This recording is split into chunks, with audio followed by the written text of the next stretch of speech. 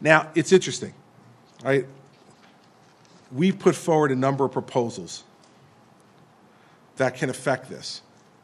In September, I put forward a very specific pension reform bill that would cut the pension underfunding by 50% over the next 30 years. To date, you know what we've gotten from the legislature? A 2-page press release from the Senate President and the Speaker that says nothing about reform except that they'll have a committee of labor and management put together to manage it, and somehow that's supposed to magically fix it. And if you actually go to the website of the legislature for the pension bill that Senator Sweeney proposes, you click on it, and it has a bill number, but there's no bill. So it's Senator Sweeney's pension proposal literally is a blank piece of paper with a bill number on top of it. He's had since September. That's nearly 5 months now since I put forward my proposal, nothing but hot air. He had this hurried press conference, right, to talk about how the real key was not the toolkit.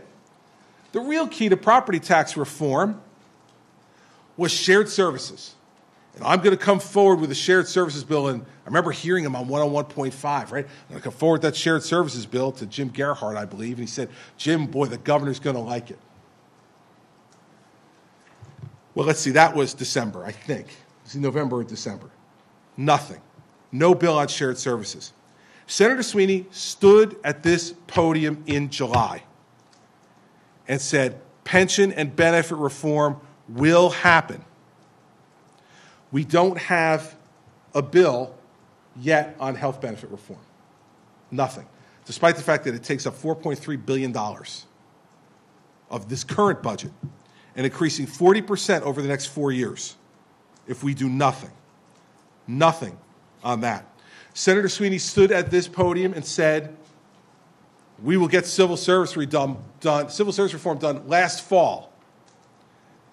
The watered-down bill they sent me, even Senator Sweeney's beloved LUARC, said that that bill and the civil service system itself was the biggest impediment to shared services that exist in the New Jersey landscape today.